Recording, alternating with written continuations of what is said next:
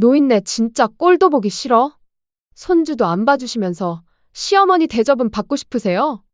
내가 언제 시어머니 대접을 받고 싶다 했니? 그리고 손주도 내가 그동안 안 봐줬었니? 이번에는 일이 바쁘니까 어쩔 수 없는 거잖니? 제 입장에서는 어머님은 그냥 짐이에요. 보기 싫은데도 계속 명절마다 봐야 하고, 그렇다고 손주 봐줄 수도 없고, 솔직히 핑계잖아요. 준호 도련님이라는 좋은 핑계 있으니까요. 민정아, 아무리 그래도 할 말이 있고 못할 말이 있는 거야. 사실대로 말하는 거죠. 손주도 안 봐주는 어머님이 왜 제 시어머니예요? 솔직히 남보다 못하죠. 그래, 너가 그렇게 꼴도 보기 싫어할 줄 몰랐구나. 그렇게 남처럼 지내고 싶었으면 진작 말하지 그랬니? 진작에 내가 너 소원대로 해줬을 텐데 말이야. 이번 사연의 주인공은 서울 강북구에 거주하는 윤복례 씨입니다. 복례 씨는 올해 70세로 혼자서 두 아들을 키우며 살아왔습니다. 사실 복례 씨에게는 남편이 없습니다.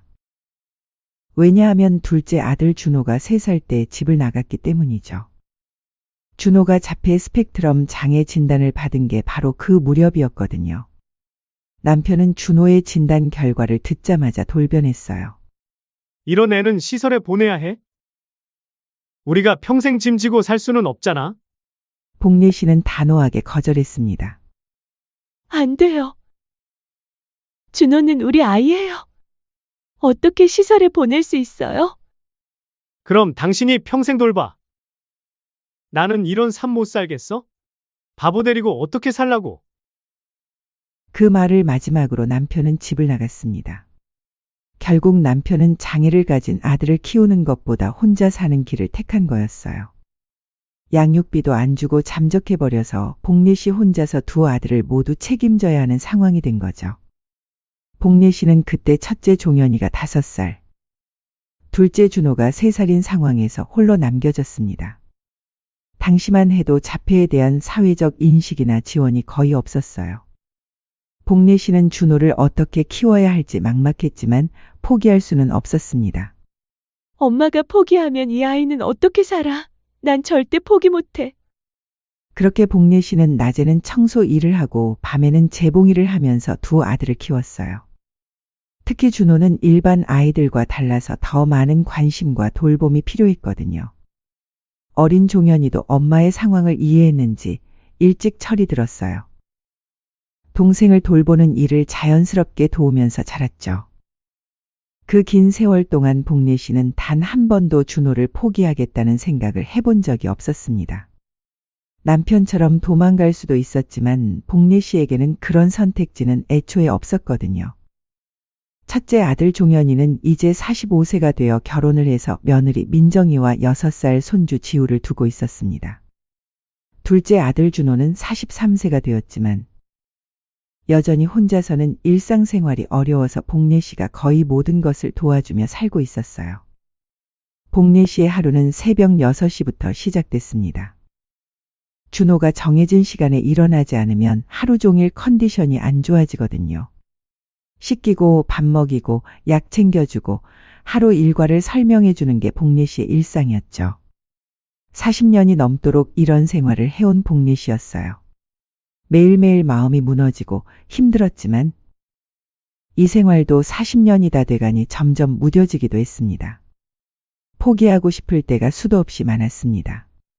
언제까지 이렇게 살아야 할까? 이러다 내가 세상을 떠나면 그때는 우리 준호 어떻게 되는 거지? 하지만 그런 생각이 들 때마다 복례 씨는 고개를 저었습니다. 남편도 포기했는데 나도 포기하면 안 되지. 준호는 복례 씨가 없으면 정말 아무것도 할 수 없는 아이였거든요. 간단한 요리도 외출도 심지어 몸을 씻는 것도 복례 씨의 도움이 필요했어요. 그래도 복례 씨는 불평하지 않았습니다. 내가 안 돌보면 누가 돌보겠어? 라는 마음이었거든요. 첫째 아들 종현이네 가족과는 그럭저럭 평화로운 관계를 유지하고 있었어요. 며느리 민정이도 처음에는 정말 착했습니다. 명절 때마다 정성스럽게 음식을 준비해 오고 복례 씨 생신 때도 꼭 챙겨줬죠. 어머님, 혼자 계시니까 얼마나 외로우세요. 자주 놀러 오라고 하세요. 민정이는 이렇게 말하며 진심으로 복례 씨를 챙겨주는 것 같았어요. 그런데 문제는 작년부터 시작됐습니다. 민정이가 육아에 지쳐서 복례 씨에게 도움을 요청한 거였어요. 손주 지우가 6살이 되면서 제법 말도 안 듣고 활발해졌거든요.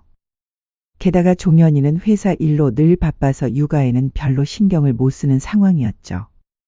어느 날 민정이가 복례 씨를 찾아왔습니다. 어머님, 제가 정말 힘들어서 부탁드릴 게 있어요. 민정이의 얼굴에는 피로가 역력했어요. 지우가 요즘 너무 말을 안 들어서 혹시 주중에 좀 봐주실 수 있을까요? 복례 씨는 난감했습니다. 물론 손주는 사랑스럽지만 준호를 혼자 두고 나갈 수는 없었거든요. 준호는 늘 복례 씨가 옆에 있어야 안정감을 느끼는 아이였어요. 민정아. 그게 말이지, 그 시간에는 준호를 혼자 두기가 어려워서 같이 가서 봐도 될까? 복례 씨가 조심스럽게 말하자 민정이의 표정이 미묘하게 변했습니다. 아, 도련님이랑 같이 있으면 조금은 불안해서요. 그때는 그냥 그러려니 했어요. 복례 씨는 서운했지만 이해해 보려고 했습니다. 아, 내가 도와달라는 부탁을 거절해서 기분이 상했나 보다. 사실 복례 씨도 알고 있었어요. 시어머니가 손주를 봐주는 게 당연한 건 아니라는 것도, 며느리가 육아에 지쳐서 힘들어한다는 것도 말이에요. 그래도 가끔은 기대고 싶을 때가 있을 텐데. 복례 씨 자신도 40년 전 어린 아이 둘을 혼자 키울 때 얼마나 막막했는지 기억났거든요. 그때 도와줄 친정엄마도 시어머니도 없었던 복례 씨였으니까. 민정이의 마음을 이해 못하는 건 아니었어요. 그래서 복례 씨는 더욱 미안한 마음이 들었습니다. 내가 좀 더 융통성 있게 도와줄 방법이 없을까? 그렇게 자폐아를 잠깐 돌봐주는 보호자를 고용해 손주를 보는 일을 조금이라도 도와주고자 아들 집에 자주 찾아가게 되었습니다. 하지만 그마저도 오래 머물 수도 없고 아예 손주를 맡아서 봐줄 수도 없었죠. 딱 2시간에서 3시간 정도밖에 있을 수가 없어 잠깐 가서 도와주고 오는 게 전부였습니다. 그런데 그 이후부터 민정이의 태도가 조금씩 달라지기 시작했습니다.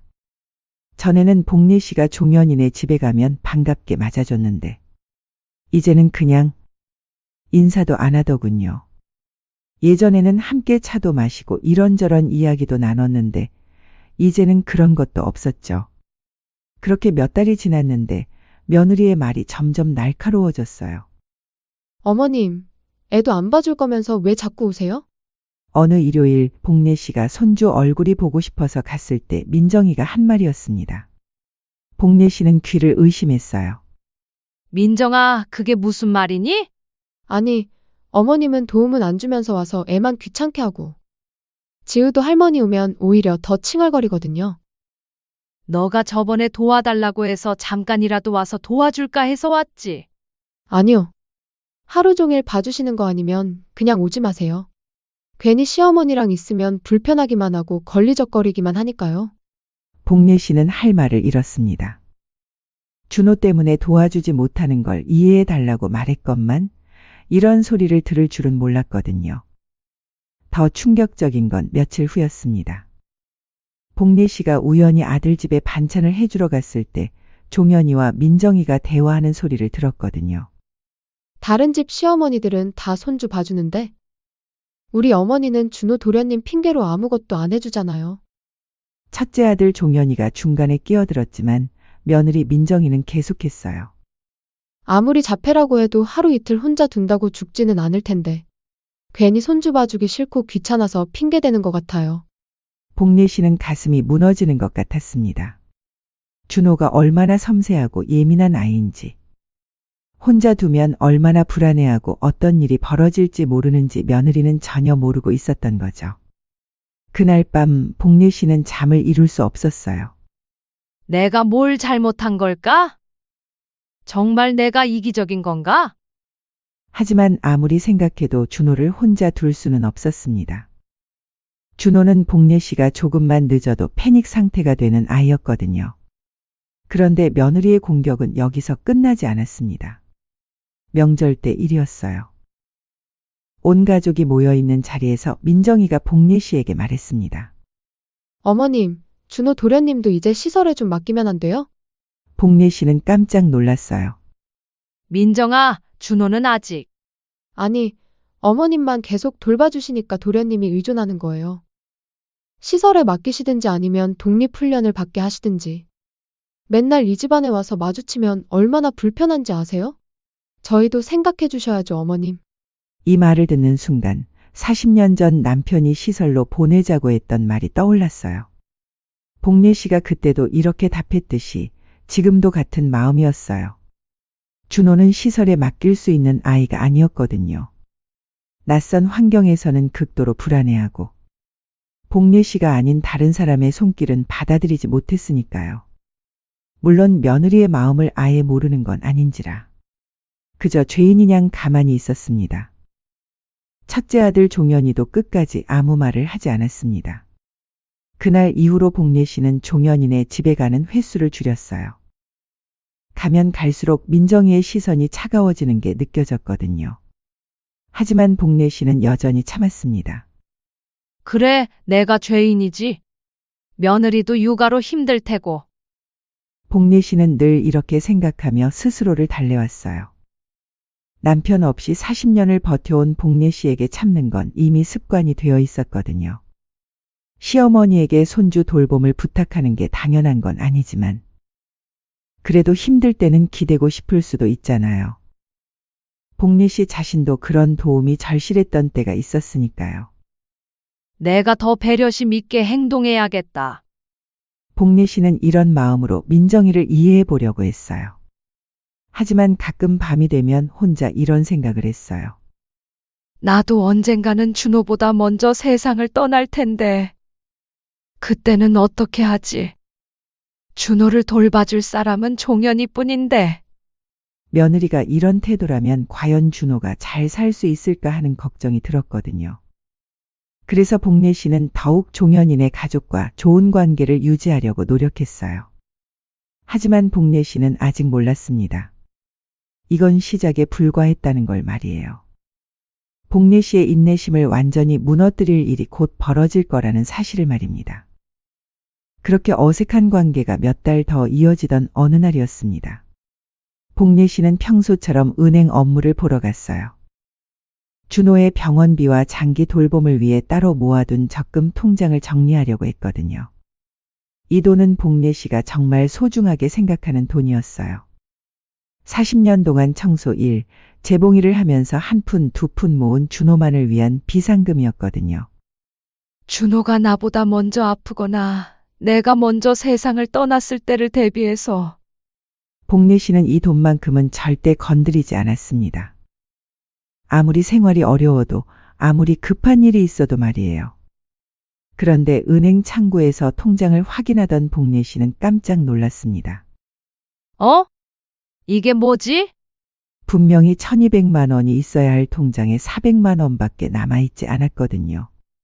800만 원이나 사라진 거였어요. 언제 이렇게 많은 돈이 나갔지? 복례 씨는 급히 거래 내역을 확인해 달라고 했습니다. 은행 직원이 확인해 보니 한 달 전에 인터넷 뱅킹으로 800만 원이 이체됐더군요. 그런데 이상했어요. 복례 씨는 인터넷 뱅킹을 하지도 않았고 휴대폰으로 그런 걸 한 적도 없었거든요. 혹시 이체받은 계좌 정보를 알 수 있을까요? 직원이 확인해 준 계좌는 복례 씨가 전혀 모르는 번호였어요. 하지만 예금주 이름을 보는 순간 복례 씨는 어지러워졌습니다. 김민정. 며느리 민정이의 계좌였던 거예요. 복례 씨는 그 자리에서 다리에 힘이 빠졌습니다. 은행 의자에 털썩 주저앉아 한참을 멍하니 있었어요. 설마? 정말 설마? 하지만 아무리 생각해도 다른 설명이 없었어요. 이 통장의 비밀번호를 아는 사람은 아들과 며느리뿐이었거든요. 예전에 복례 씨가 몸이 아플 때 민정이가 대신 은행 업무를 봐준 적이 있었어요. 그때 비밀번호를 알려줬던 거였죠. 어머님, 제가 대신 해드릴게요. 비밀번호만 알려주세요. 그때는 정말 고마웠는데. 집에 돌아온 복례 씨는 하루 종일 멍하니 앉아 있었어요. 준호가 뭔가 이상하다는 듯 복례 씨를 계속 쳐다봤지만 복례 씨는 아무 말도 할 수 없었어요. 내가 뭔가 잘못 생각하고 있는 건 아닐까?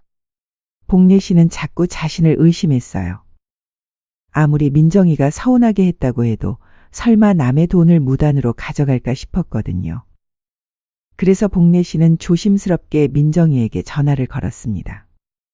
민정아, 잠깐 시간 있니? 네, 어머님. 무슨 일이세요? 그게 통장 정리를 하다가 좀 이상한 게 있어서 복례 씨는 최대한 부드럽게 말했어요. 혹시 내 통장에서 돈이 나간 것 좀 아니?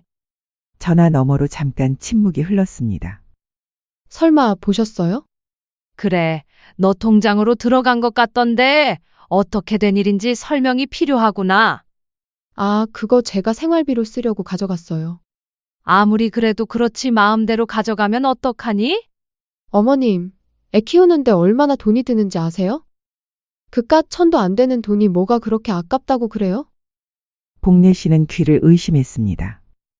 민정아, 그게 무슨 말이니? 어머님은 준호 도련님만 챙기시고 저희한테는 도움도 안 주시잖아요. 손주 봐달라고 해도 안 봐주시고. 그런데 돈까지 안 주시면 저희는 어떻게 살라고 그래요? 어차피 나중에는 다 저희 목 아니에요? 내가 너희한테 돈을 안 해줬다니?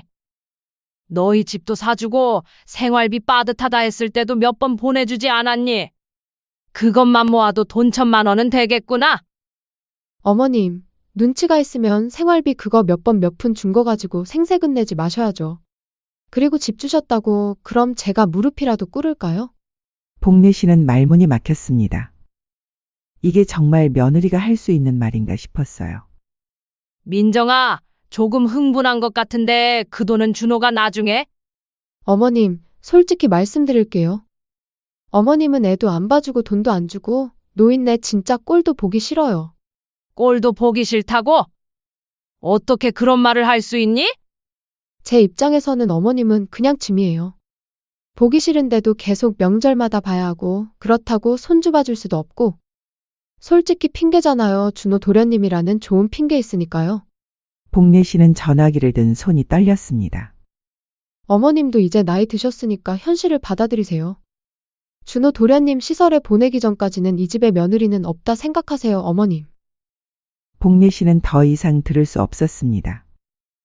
민정아, 너가 힘들고 짜증나는 것도 이해하는데 그래도 할 말이 있고 못할 말이 있는 거야. 사실대로 말하는 거죠. 손주도 안 봐주는 어머님이 왜 제 시어머니예요? 솔직히 남보다 못하죠. 그렇게 며느리와의 통화는 상처로 남고 끊었습니다. 그렇게 충격에 빠진 복례 씨는 첫째 종현이에게 보자고 했고 그날 저녁 아들 종현이가 찾아왔고 복례 씨는 조심스럽게 말했어요. 무슨 일이세요, 엄마? 복례 씨는 통장 일과 민정이와의 통화 내용을 차근차근 설명했습니다. 종현이의 얼굴이 점점 어두워졌어요. 엄마, 정말 그런 일이? 엄마, 민정이도 요즘 많이 힘들어해요. 복례 씨는 깜짝 놀랐어요. 뭐라고? 지우 키우느라 스트레스 받고 생활비도 빠듯하고. 그냥 이해 좀 해주세요. 복례 씨는 믿을 수 없었습니다. 종현아, 지금 무슨 소리 하는 거니? 내 돈, 시어머니 돈을 무단으로 가져간 거야. 엄마, 그래도 가족끼리. 그리고 어차피 나중에는 저희가 물려받을 돈 아니에요? 종현아, 감싸줄 게 있고 아닐 게 있다. 너네들이 생활비 달라 할 때 안 준 적 있었니? 그런데 내 통장에 손을 대서 멋대로 돈을 빼가는 게 정상이라는 거니? 엄마, 솔직히 요즘 다들 빠듯하잖아요. 너도 똑같은 말을 하는구나. 나는 너네들이 멋대로 내 돈을 빼간 거에 신뢰가 깨졌다는 말이야. 신뢰가 깨졌으면 그럼 저희 안 보실 건가요? 그래, 너네들이 그렇게 나오면 그럴 수 있지. 요즘 노망 나셨어요? 대체 왜 이러세요, 엄마? 됐다. 입 아프니 그만하자. 그날 밤 복례 씨는 잠을 이룰 수 없었습니다. 한 푼 두 푼 모은 소중한 돈을 아무렇지 않게 가져가는 며느리. 그런 며느리를 감싸는 아들. 그리고 준호를 시설로 보내려는 그들의 계획. 복례 씨는 침대에 누워 천장을 바라봤어요. 내가 이렇게 당하고만 살아야 하나? 예전에는 단순히 자폐아를 가진 이유 하나만으로 복례 씨는 죄인인 것 마냥 위축되고 참으며 이해하려고 노력했어요. 하지만 이번만큼은 달랐습니다. 준호를 위해 평생 모은 돈을 훔쳐가고도 뻔뻔하게 구는 며느리. 그런 며느리를 감싸는 아들. 받기만 하는 것이 당연한 자식들. 복례 씨는 그날 밤 장롱 속에서 무언가를 꺼냈습니다. 집 등기 권리증과 도장, 그리고 나머지 통장들이었어요. 그래. 너희 말이 맞다. 나는 꼴도 보기 싫은 짐 같은 존재니까. 복례 씨의 눈에서 눈물이 흘렀습니다. 하지만 이제 더 이상 슬픔의 눈물이 아니었어요. 그럼 내가 너희 소원을 들어줘야지. 복례 씨는 조용히 결심했습니다. 이제 정말 모든 걸 정리할 때가 왔다고 말이에요. 복례 씨는 그날 밤부터 조용히 움직이기 시작했습니다. 먼저 복례 씨가 한 일은 신뢰할 만한 법무사를 찾는 거였어요. 인터넷을 모르는 복례 씨는 동네 부동산에 가서 물어봤죠. 사장님, 혹시 믿을 만한 법무사 한 분 소개해 주실 수 있어요? 어머니, 무슨 일이세요? 법적으로 정리할 일이 있어서요. 부동산 사장은 친절하게 백철수 법무사를 소개해 줬어요. 백 법무사는 30년 경력의 베테랑이었죠. 복례 씨는 다음 날 바로 법무사 사무실을 찾아갔습니다. 법무사님, 제가 상담받고 싶은 일이 있어요. 복례 씨는 며느리의 800만 원 절도 사건과 가족 상황을 차근차근 설명했어요. 백 법무사는 복례 씨의 이야기를 들으며 심각한 표정을 지었습니다. 이건 명백한 절도죠. 그리고 증여무효 소송도 가능해요. 증여무효 소송이요? 네.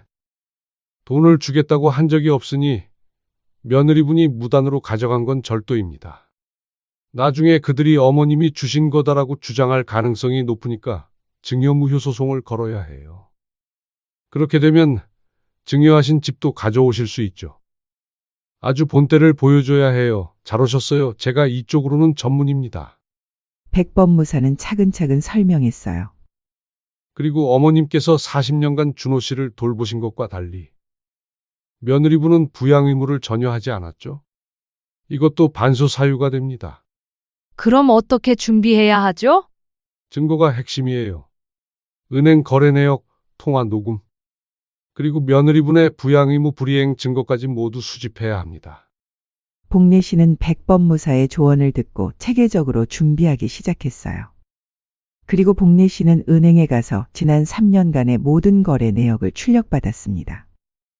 민정이가 800만 원을 가져간 증거뿐만 아니라 복례 씨가 생활비를 얼마나 지원했는지도 모두 정리했어요.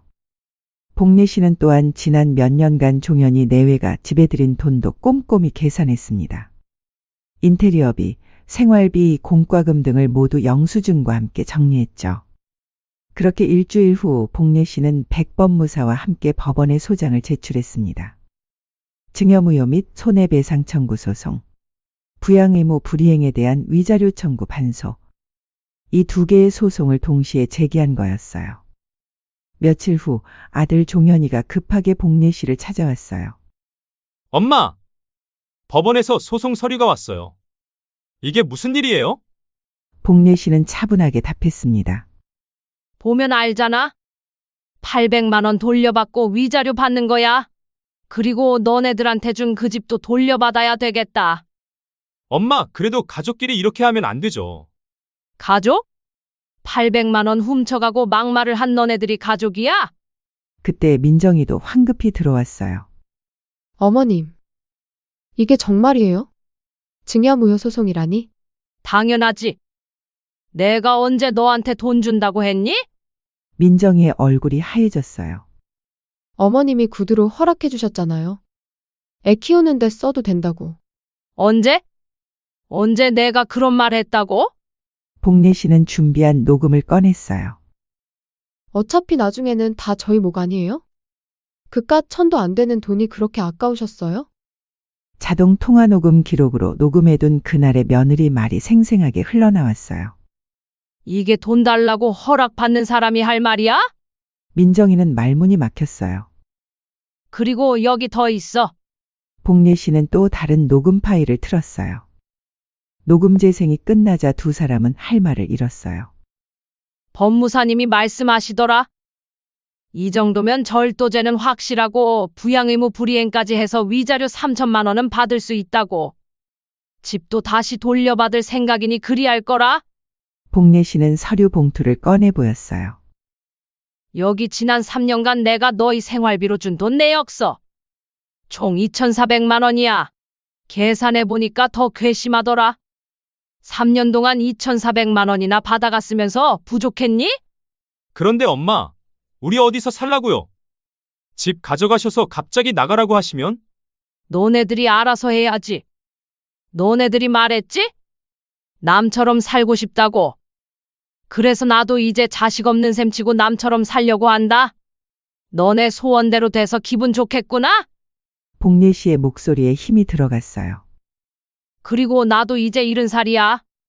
남은 시간에는 내가 하고 싶은 대로 살고 싶어? 그때 며느리 민정이가 갑자기 무릎을 꿇었어요. 어머님, 제가 잘못했어요. 소송 취하해주세요. 돈도 갚을게요. 하지만 복례 씨는 흔들리지 않았어요. 이제 와서 사과. 법정에서 하라고. 어머님, 그래도 지우는 어떻게 해요? 애는 죄가 없잖아요. 민정이가 울면서 말했어요. 복례 씨는 잠시 마음이 흔들렸지만 곧 단호해졌어요. 지우는 내가 따로 챙겨줄 거야. 하지만 너희와는 이제 끝이다. 엄마, 종현이가 애원하듯 말했지만 복례 씨는 돌아서려고 했어요. 그때 민정이가 다시 본성을 드러냈어요. 아니, 정말 이해가 안 가요. 손주보다 자폐인 아들이 더 중요하세요? 그 순간 복례 씨는 정말 화가 났어요. 너 지금 뭔 소리 하는 거야? 사실이잖아요. 다른 할머니들은 다 손주 봐주는데 어머님만 준호 도련님 핑계로. 정말 내가 준호 핑계대고 안 봐준 거라 생각하니? 그리고 애초에 손주 봐주는 게 의무도 아니잖니? 아예 안 봐준 것도 아니고 틈틈이 내 나름대로 가서 봐주기도 했는데 어떻게 그런 말을 할 수 있니?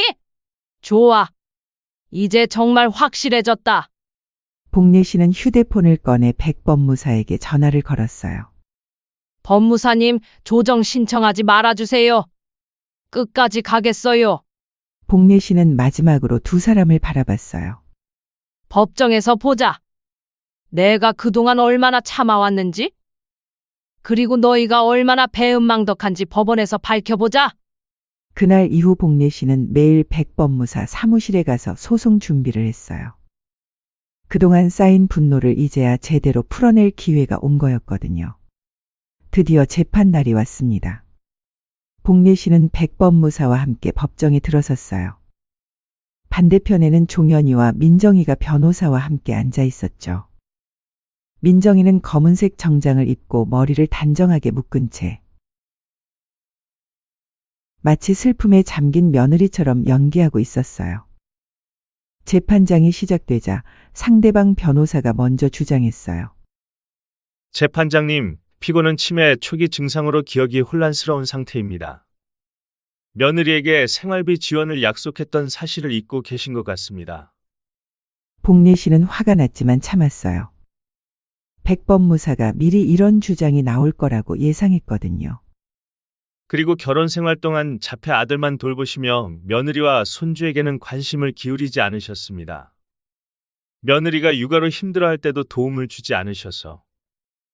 상대방 변호사의 말이 계속되자 백법무사가 일어났어요. 재판장님, 피고의 정신상태에 대한 주장은 근거가 없습니다. 피고는 3년간의 모든 금융거래를 정확히 기억하고 있으며 체계적으로 증거를 수집할 정도로 명료한 판단력을 가지고 있습니다. 백법무사는 준비한 서류를 제출했어요. 이것은 피고가 직접 정리한 3년간의 가계부입니다. 원고 가족에게 지원한 생활비가 월별로 정확히 기록되어 있습니다. 재판장이 서류를 검토하자 상대방 변호사의 표정이 어두워졌어요. 그리고 이것은 원고 김민정 씨가 피고에게 한 발언들을 녹음한 파일입니다. 백법무사가 녹음기를 틀자 민정이의 목소리가 법정에 울려 퍼졌어요. 그깟 천도 안 되는 돈이 뭐가 그렇게 아깝다고 그래요? 어차피 나중에는 다 저희 목 아니에요? 어머님은 애도 안 봐주고 돈도 안 주고 진짜 꼴도 보기 싫어요. 준호 도련님한테나 다 퍼주면서 며느리한테는 째째하게 군다니까요. 법정이 조용해졌어요. 며느리 민정이의 얼굴은 새파랗게 질려 있었죠. 더 있습니다. 백범무사는 최근 녹음 파일도 틀었어요. 자폐아 그거 뭐가 예쁘다고 그러세요? 막말로 사람 아니에요, 저거. 짐승이지. 재판장이 엄중한 표정으로 물었어요. 원고 김민정 씨, 이 녹음이 사실입니까? 민정이는 한참 말을 못하다가 작은 목소리로 대답했어요. 제가 그때 많이 힘들어서. 힘들다고 해서 이런 말을 할 수 있다고 생각하십니까? 재판장의 질책에 민정이는 고개를 숙였어요. 백범무사는 계속해서 증거를 제시했어요. 재판장님, 피고는 40년간 중증자폐 장애인인 둘째 아들을 혼자 돌보며 살아왔습니다. 반면 원고들은 부양 의무를 전혀 이행하지 않았을 뿐만 아니라 장애인을 시설에 보내려 했고 피고를 정신적으로 학대했습니다. 그리고 이것은 원고들이 피고에게 받은 금전적 지원 내역입니다. 3년간 총 2,400만 원을 지원받았습니다. 재판장이 서류를 보며 놀란 표정을 지었어요. 그리고 조정 시간에 민정이가 복례 씨에게 와서 무릎을 꿇었어요. 어머님, 제가 정말 잘못했어요. 소송 취하해 주시면 800만 원 갚고 앞으로 잘할게요. 하지만 복례 씨는 차갑게 말했어요. 이제 와서? 일 없다. 어머님, 그래도 저희 봐서 한 번만 봐주세요. 너희와는 끝이다. 시어머니 꼴도 보기 싫다면서 이제 와서 그러지 말 거라. 민정이가 울면서 매달렸지만 복례 씨는 돌아섰어요. 결국 재판은 복례 씨의 완전 승리로 끝났습니다. 판결이 선고되는 순간 민정이는 주저앉아 울기 시작했어요. 종현이도 멘붕 상태였죠. 법정을 나서면서 백범무사가 말했어요. 어머니, 정말 통쾌한 승리였어요. 참으신 게 헛되지 않았네요. 복례 씨는 처음으로 마음 깊은 곳에서 우러나는 미소를 지었어요. 하지만 복례 씨의 복수는 여기서 끝나지 않았습니다. 재판이 끝난 다음 주 복례 씨는 부동산에 집을 매물로 내놓았어요. 빨리 팔아주세요. 새로운 곳에서 새 삶을 시작하고 싶어요. 집은 일주일 만에 팔렸어요. 복례 씨는 그 돈으로 조용한 동네로 이사를 갔답니다. 종현이와 민정이는 복례 씨에게 3,800만 원을 갚아야 했지만 돈이 없었어요. 결국 민정이는 친정으로 돌아가 아이를 데리고 혼자 살게 됐어요. 종현이는 회사에서도 잘리고 갈 곳이 없어서 고시원에서 지내다가 결국 노숙자가 됐죠. 어느 날 복례 씨는 우연히 역 앞에서 종현이를 봤어요. 40년 전 어린 아들이었던 종현이가 이제 초라한 중년 남자가 되어 있었어요. 복례 씨는 그 모습을 멀리서 바라봤지만 다가가지는 않았어요. 자업자득이야. 복례 씨는 그냥 돌아섰어요. 그렇게 폭풍과도 같은 재판이 지나고 몇 달 후 복례 씨는 혼자 바닷가 여행을 떠났어요. 준호와 함께 조용한 펜션에서 며칠을 보냈죠. 바다를 바라보며 복례 씨는 중얼거렸어요. 40년 동안 참고 또 참았는데 이제야 내 인생을 살게 됐구나. 복례 씨는 파도 소리를 들으며 생각했어요. 때로는 참는 것만이 능사가 아니라는 걸 말이에요. 때로는 당당하게 맞서는 것도 필요하다는 걸 말이에요. 그리고 가장 중요한 건 자신을 사랑하고 존중하는 것이라는 걸 말이에요. 복례 씨는 70세가 되어서야 진짜 자신의 인생을 시작했습니다. 늦었다고 생각할 수 있지만 그것만으로도 충분했어요.